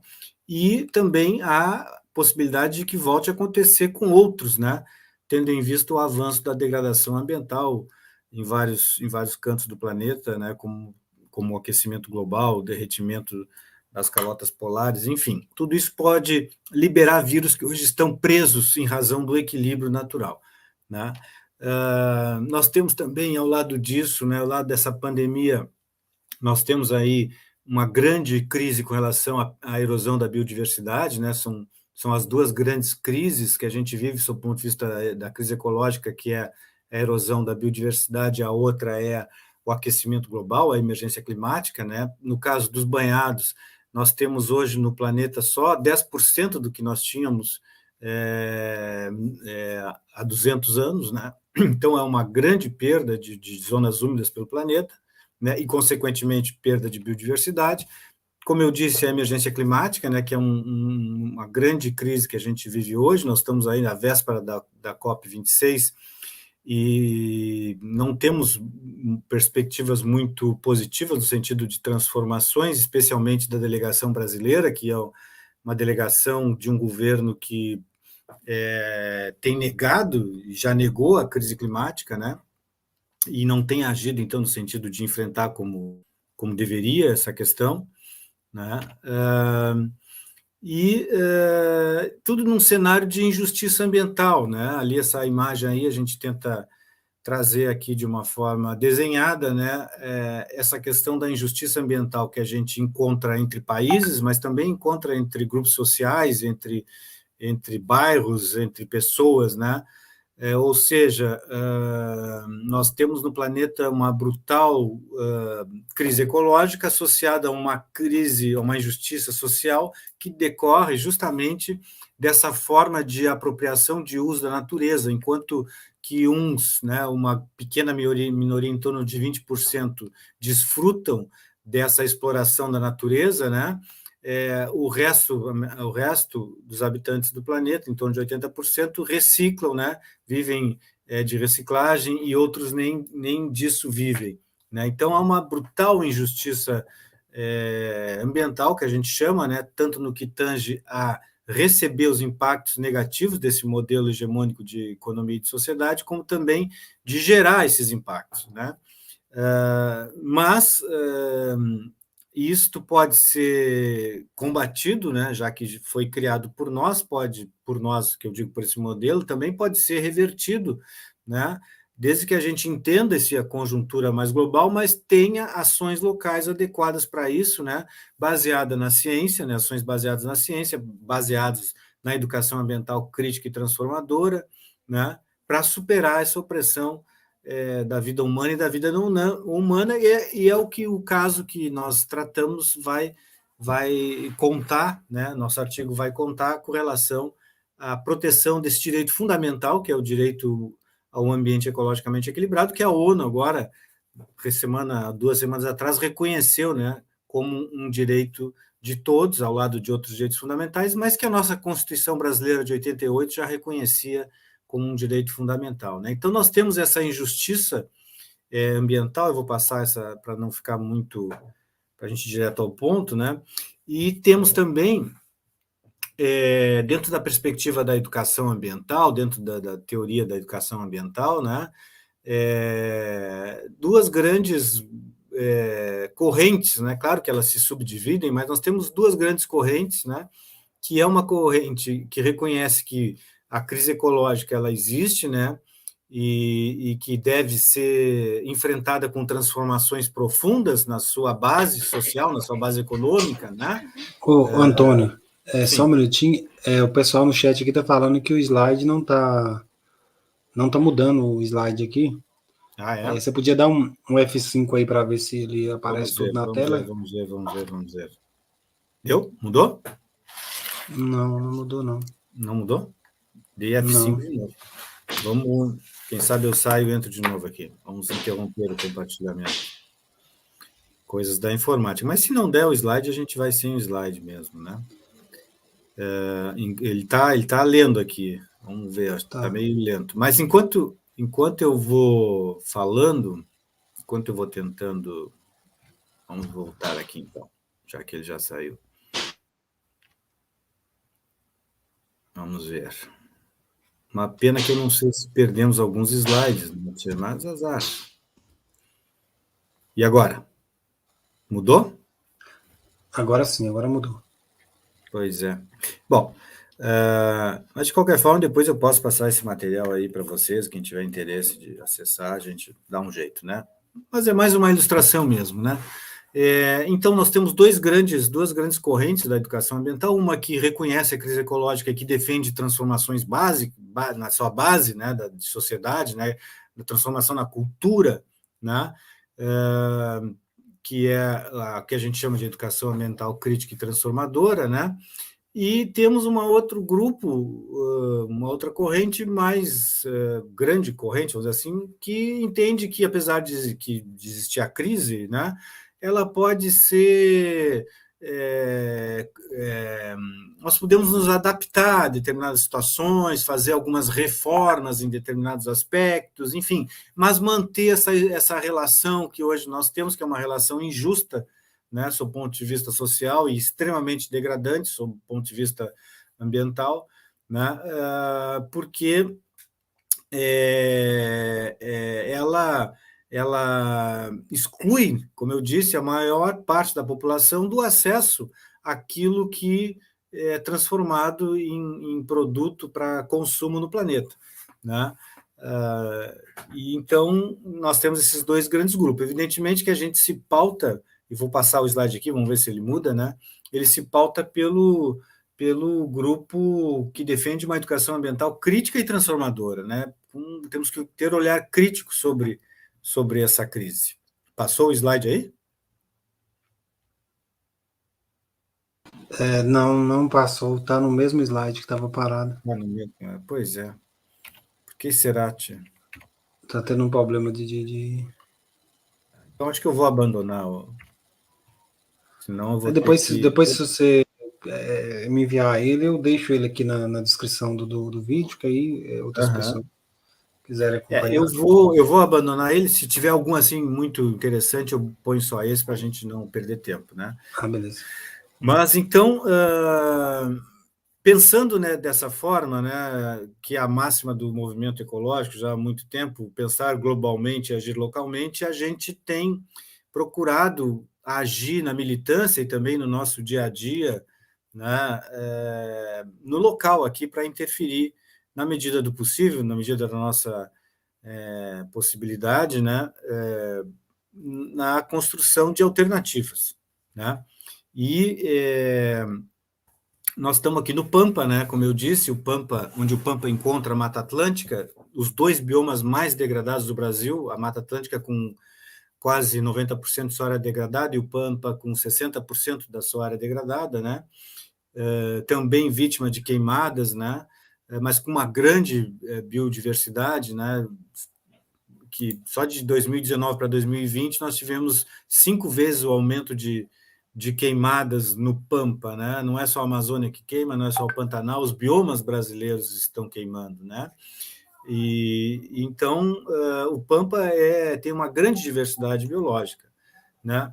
E essa área de banhado, essa região de banhado onde tem esse ecossistema do Pontal da Barra é uma área extremamente importante, como eu disse, do ponto de vista ecológico, né?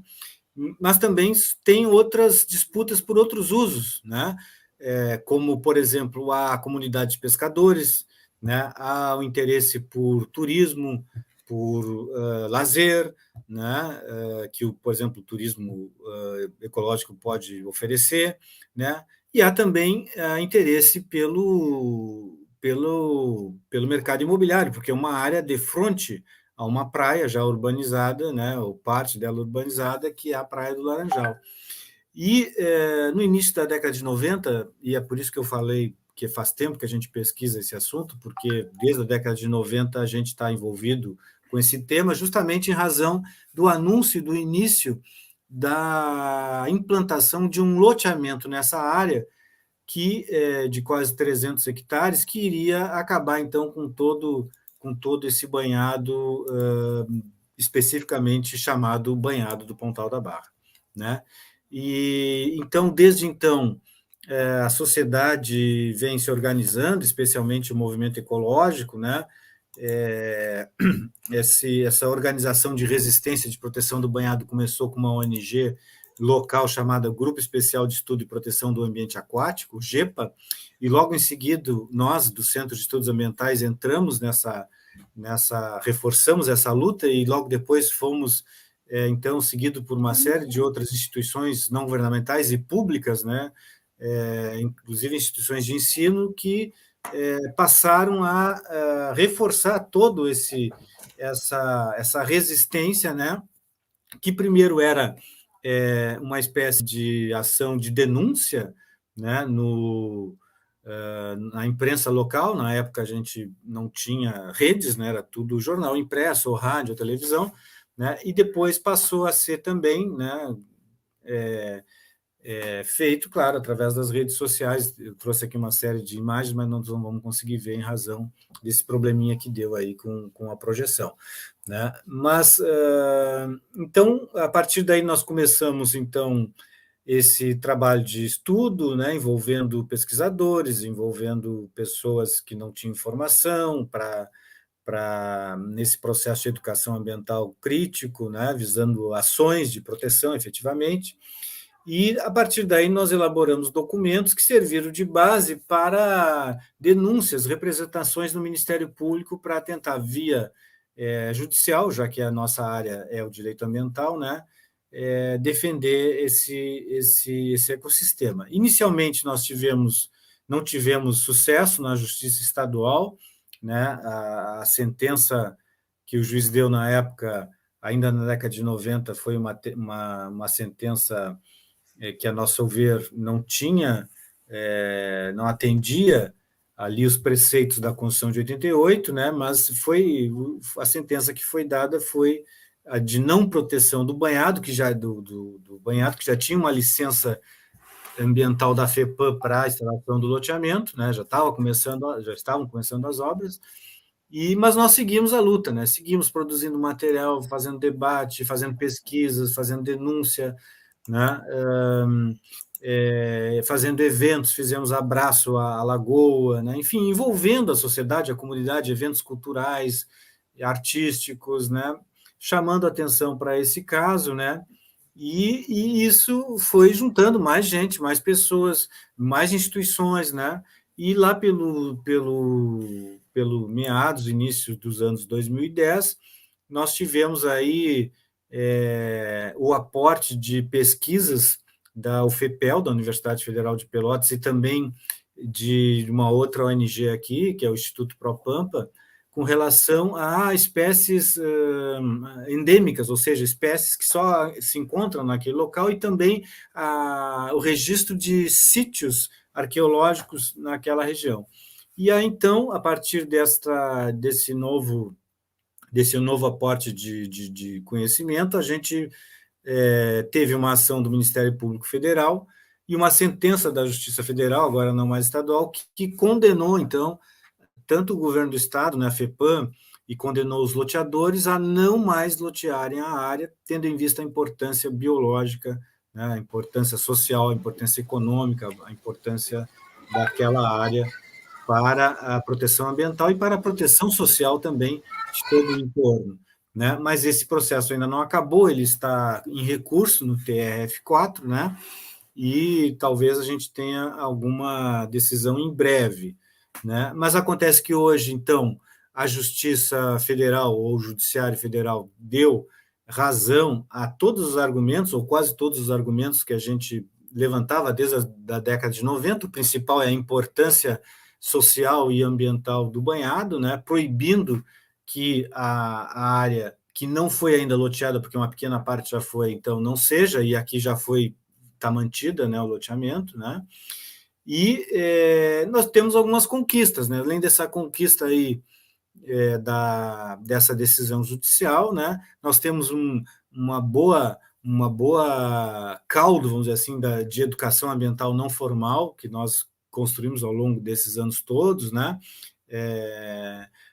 Temos aí um bom impacto também na área acadêmica, com pesquisas, com estudos, né? Com publicações, né? Vários TCCs, né? Pesquisas de mestrado, de doutorado na área, né?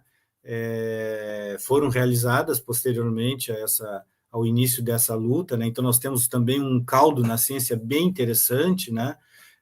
Temos aí resultados importantes, que foi o fortalecimento da cidadania ambiental, da democracia ambiental, né? Construção de leis ambientais, algumas leis ambientais foram feitas, né, na conjuntura, no contexto dessa luta, como, por exemplo, a Lei de Reestruturação do Conselho Municipal de Proteção Ambiental de Pelotas, em 94, e outras leis específicas, leis que, por exemplo, reconhecem espécies da flora ameaçadas de extinção na área, na dimensão municipal, né? A gente tem o livro vermelho federal, tem o livro vermelho estadual, mas é difícil municípios terem a sua lista de espécies ameaçadas de extinção, e Pelotas tem, né, a sua lista de espécies ameaçadas de extinção, ainda que mereça ser atualizada, né? Conseguimos a criação também de uma unidade de conservação na área, que é uma reserva particular do patrimônio natural, que foi fruto de um licenciamento posterior a essa decisão judicial que, primeiramente, pela Justiça Estadual, não protegeu a área, né? Mas depois, como houve a necessidade de renovação do licenciamento, né? E a partir, então, de aportes documentais que foram levados aos órgãos de licenciamento, foi exigida como contrapartida a criação de uma RPPN, uma Reserva Particular do Patrimônio Natural, que não é a unidade de conservação que a gente quer, né? Mas já é uma parte está protegida como unidade de conservação, né? E estamos também lutando aí, junto com várias outras entidades, dentro de um fórum que foi constituído aqui em Pelotas, que é o Fórum de Defesa da Democracia Ambiental, a criação de uma unidade de conservação dentro dos moldes que a gente pretende, porque essa área é uma área que sofre uma brutal pressão do avanço da urbanização, né? E é o que está acontecendo hoje, né? Hoje há uma série de projetos já licenciados e outros em estudos para a ocupação do entorno desse banhado, né? Todos eles aí com vistas a entender interesses do mercado imobiliário em detrimento do interesse público coletivo, em detrimento do ambiente ecologicamente equilibrado, como está previsto lá na Constituição de 88, no artigo 225. Mas, em resumo, era isso que a gente queria deixar para vocês. Quem quiser se aprofundar, quem quiser ver mais detalhes, é só acessar aí o livro, né, baixar o livro gratuitamente e poder, então, acessar mais informações sobre esses temas aqui, que eu rapidamente resumi aqui em torno da luta da proteção do banhado do Pontal da Barra em Pelotas. Mais uma vez, muito obrigado pelo espaço, e nós estamos muito satisfeitos de fazermos parte desse projeto aqui, coordenado, né, pela professora Ana e pela professora Thais. E foi um prazer ouvir as suas palavras aí, Antônio. E assim, eu fiquei pensando o quão rica é a nossa diversidade, né? Porque assim, você está num contexto, né? Eu estou no Vale de Jequitinhonha, aqui a gente tem também essa questão dessa luta pela terra, né? E você ainda mencionou a Constituição Federal, né, de 88, ela reza, inclusive, né, que a terra deve, né, cumprir a sua função social também, né? Exato. Que no caso é o que o grupo do MST aí vive uma outra luta, né? E aí nossa região aqui, por exemplo, a gente tem aí uma chegada aí do eucalipto, né, que vai acabando com essa biodiversidade, né? Então, assim,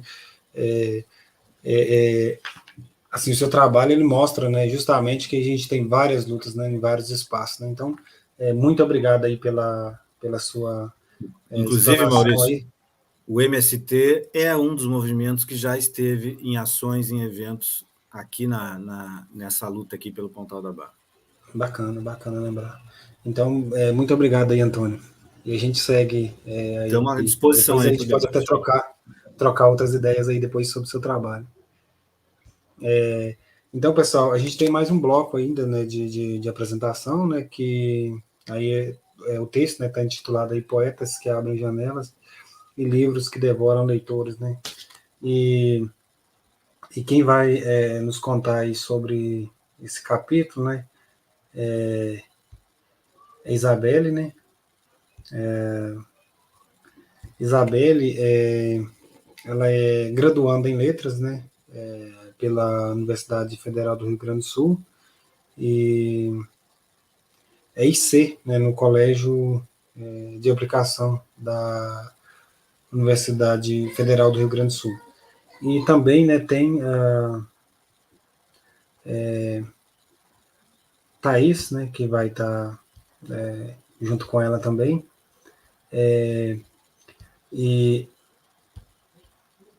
Thais, ela é graduanda em Letras também, né, pela Universidade Federal do Rio Grande do Sul, e também, né, trabalha aí, né, faz parte do IC, né, no Colégio de Aplicação da Universidade Federal do Rio Grande do Sul.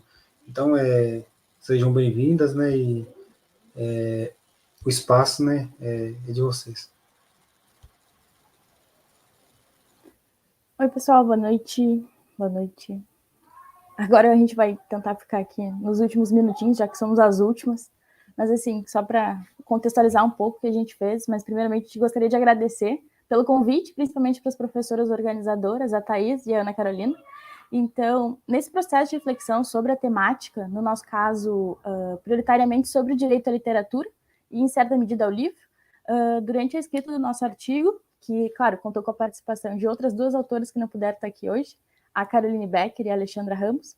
Então, mas nós tentamos fazer um movimento um tanto invertido de partir da própria ficção para chegar à realidade, e a partir das representações que apareceram em 2 livros que a gente cita ao longo do nosso texto e que servem de embasamento para os nossos argumentos, os livros Que Devoraram Meu Pai, que foi publicado em 2010, e Vamos Comprar um Poeta, em 2016, que foram os 2 escritos pelo escritor, na verdade, Afonso Cruz. A gente tenta construir, assim, por meio dessa ficção que aparece ao longo dos livros e que se constrói a partir da metalinguagem, em que os livros e a própria leitura literária acabam compondo, assim, o enredo da história.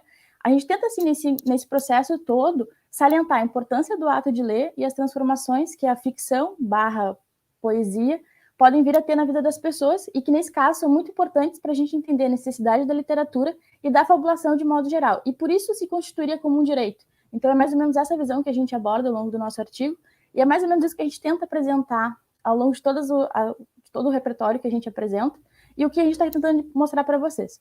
Então, assim, a gente compreende que essa sociedade que aparece nesses livros, elas nos servem para nos auxiliar e para analisar com um pouco mais de criticidade o acesso ao livro e os problemas da democratização. Então, ao mesmo tempo, a gente tenta incitar a reflexão sobre a importância da instituição escola, porque isso acaba sendo um mecanismo de leitura, como a gente aborda em um dos nossos trechos, para a formação de leitores e leitoras, e a questão do direito e a literatura e como isso tudo se relaciona a partir da perspectiva do ensino. Então, é mais ou menos essa ideia, a Thaís vai complementar um pouquinho mais, mas é mais ou menos por aí que a gente tem o nosso direcionamento ao longo dos parágrafos. Obrigada, Isabelle. Então, gente, primeiramente, boa noite a todos, todas e todes. A gente está muito feliz de estar podendo participar com vocês e esperamos que no futuro próximo possamos estar presencialmente. Então, dando continuidade sobre o direito à leitura e os direitos humanos, sabemos, né, que a grande maioria das campanhas de incentivo à leitura relacionam o livro ao lúdico, ao prazer, ao lazer, à diversão. E essa explicação ela vem da autora Silvia Castrillon no texto Leitura, Educação e Democracia. Mas como a gente sabe, né, vivemos em uma sociedade que não é igualitária, nem todos e todas têm acesso aos momentos de lazer e diversão, logo a leitura não serviria para todos e todas. Por isso, acreditamos que é necessário questionar o que significa democratizar o acesso ao livro.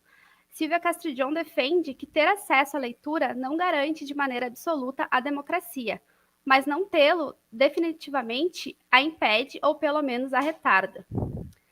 E assim como Michelle Petit, que é uma outra autora que a gente usa, pensamos que os livros, em particular os de ficção, nos abrem portas para um outro espaço, para uma outra maneira de pertencer ao mundo em um outro tempo. Um tempo para si mesmo, um tempo de ócio, um tempo de reflexão. Já que quando lemos, podemos dispor de nosso tempo, em vez de estarmos sempre forçados a nos adaptar ao tempo dos outros. E nesse processo, todo acabamos nos encontramos com a alteridade.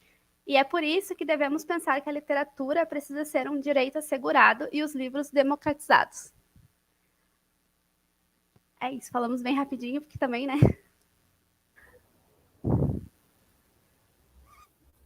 Nossa, é muito bacana. Eu fiquei lembrando aqui do Antônio Cândido, né? Provavelmente o trabalho de vocês aí, né, no caso, tem a ver com as ideias, né? Então, muito obrigado aí pela explanação. Então, pessoal, a gente vai caminhando para o final, e vou trazer aqui, né, uma das organizadoras, né? Na verdade, a Ana Carolina tinha caído, mas já chegou aqui já também,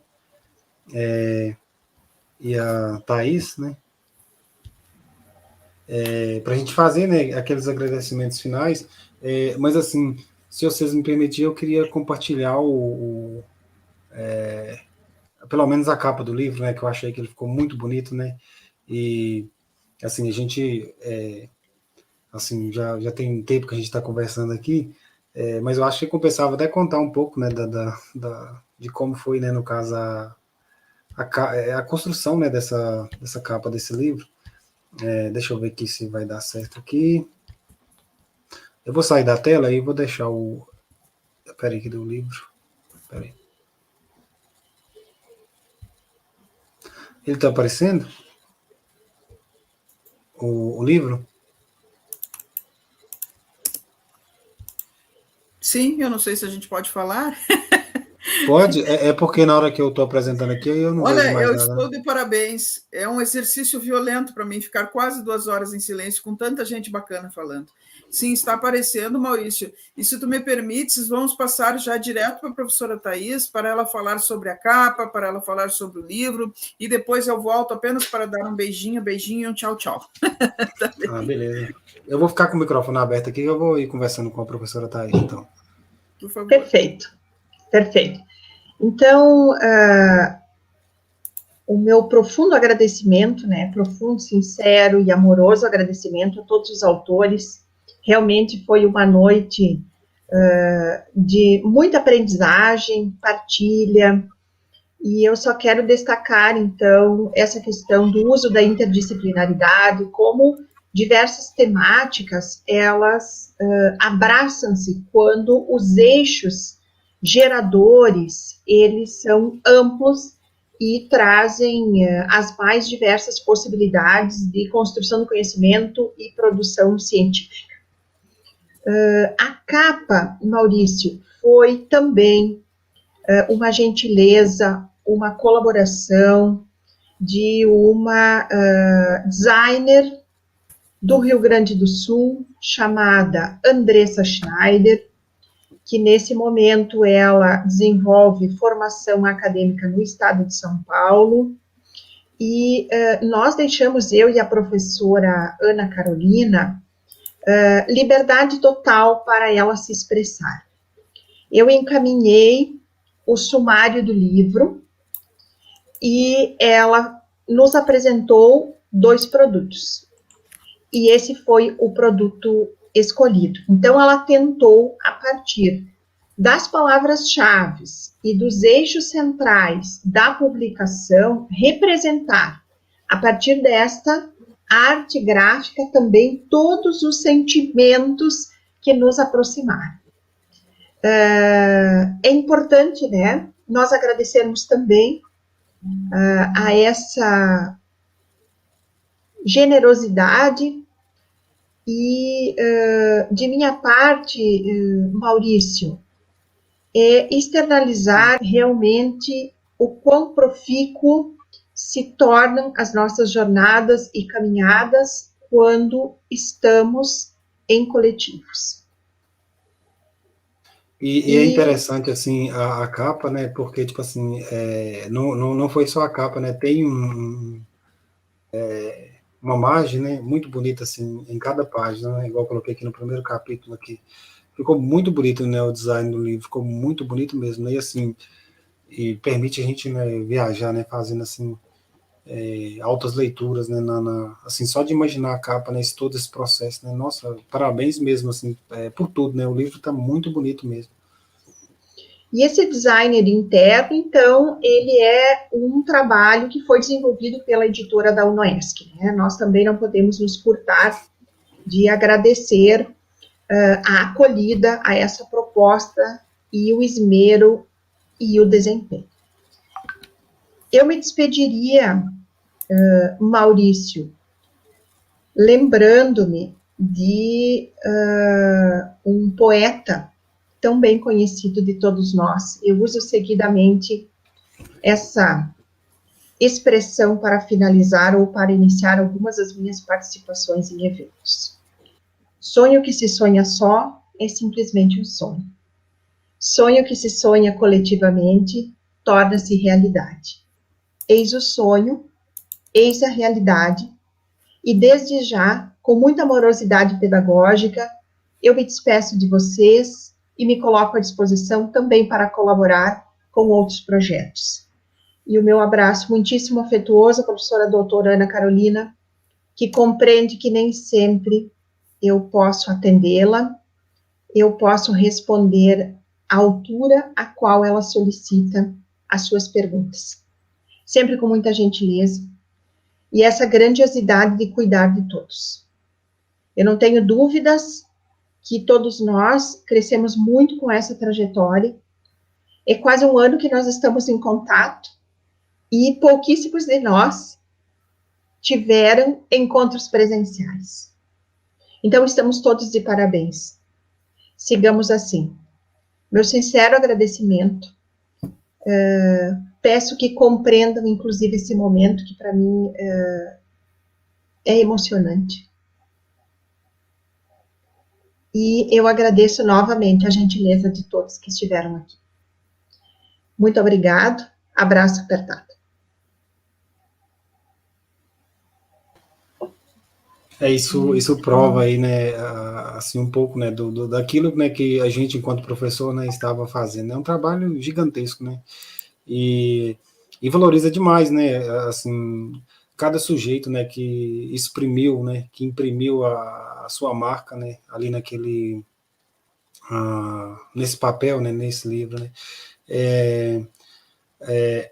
Como diz a poeta, né, um dia eu estarei mudo, né, e mais nada, mas a gente vai estar vivendo, né, nessas palavras, nessas pesquisas, né. Então, quando a gente, no chat aqui, a gente fala assim, né, viva Paulo Freire, né, lembrei do Antônio Cândido, né, a gente segue, né, uma linha de raciocínio dessas pessoas, né, pessoas que contribuíram, né, para a educação, né. Então, assim, as professoras estão, assim, de parabéns, né, e por essa iniciativa, né, que, assim, é um registro histórico, né, desse momento que a gente está vivendo, né, tem temáticas, né, que aborda, inclusive, isso, né, aborda o papel do SUS, né, e traz toda essa diversidade, né, coisas, né, que a gente vê falar por aí, né, de interdisciplinaridade, transdisciplinaridade, mas, assim, dificilmente a gente encontra com isso na prática, né, e esse livro é uma excelente, né, uma excelente demonstração disso, né.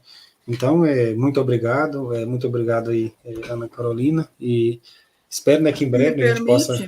Assim... Se me permite, vou me inscrever, eu me inscrevo.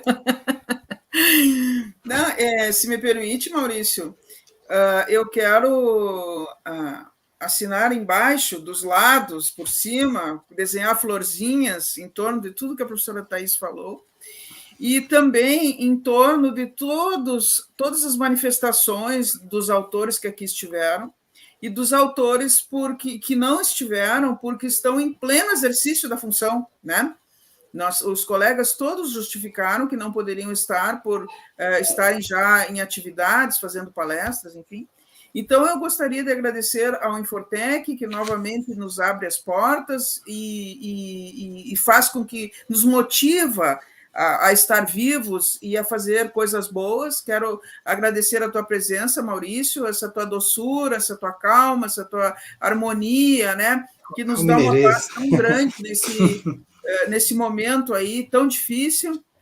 E dizer, né, que a luta continua, nós todos continuamos, cada um numa seara, cada um fazendo o que sabe, né? Muitas pessoas que escreveram esses artigos são pessoas da frente da luta, como os ambientalistas, como as colegas das bibliotecas, né? Nós, professoras, e todos nós estamos dentro do seu quadrado, como diz a canção, né?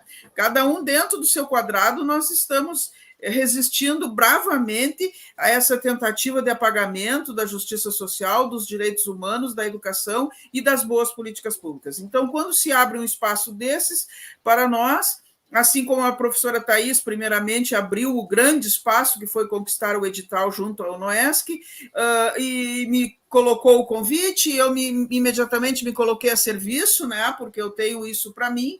Eu acho, até minhas filhas brincam, porque qualquer coisa eu digo assim, tem que pegar e fazer, né? E eu tenho isso para mim, entende? Eu penso assim, meu Deus do céu, eu não vou conseguir. Mas imediatamente o meu cérebro já diz assim, tem que pegar e fazer, Depois a gente vê se ficou bom ou não, né? Mas é emocionante ver o quanto esse documento ficou espetacular. E ouvindo as pessoas falarem, é um testemunho de uma época difícil e de uma época da resistência. Então, eu agradeço a professora Thais, agradeço e respeito a esse nosso grande Brasil, em nome do nosso querido colega Robson Paim, que era para estar junto nessa coletânea, se colocou solidário a participar de um dos capítulos, Maurício, que nos foi ceifado por uma violência, por uma morte muito violenta, de gênero, inclusive. Então, espero que onde ele esteja, transformado numa linda estrela no céu, ele esteja agora conosco e tenho certeza que está feliz ao ver que nós continuamos abrindo, né, uma picada aí nesse espinheiro que nós estamos vivendo no Brasil. Então, era isso, vamos encerrar, estamos com praticamente 2 horas de live, mas a quem interessa chegará a nossa palavra e a palavra de todos. Muito obrigada e um grande abraço, Maurício. Por mim, você pode encerrar. Tá. Muito obrigado. A gente que agradece. Não, no final, assim, você tocou em muitas coisas, né? O livro, ele traz, assim, 1 milhão de coisas, né? Assim, que faz a gente pensar em várias coisas, né? E esse mundo violento que a gente está vivendo agora, né? Essa desigualdade, né? A gente está vendo aí um constante, né, crescimento aí do preconceito, né? Dessa agressividade, e assim... E tem um trabalho, né, que foca, né, justamente nessas questões, né, da Ana Paula, né, que ela fala sobre ensinando-nos a transgredir, né, e eu até lembrei, né, na minha escola, na escola que eu trabalho na escola do campo, a gente vai fazer uma live no sábado, né, falando sobre isso, né, falando sobre justamente, né, aprender a viver com a diferença, né, que esse ser diferente é normal, e o trabalho traz, né, assim, ricas, né, contribuições. Então, muito obrigado, Ana Carolina, né, e até a próxima. Eu vou encerrar por aqui e a gente segue aí. Então...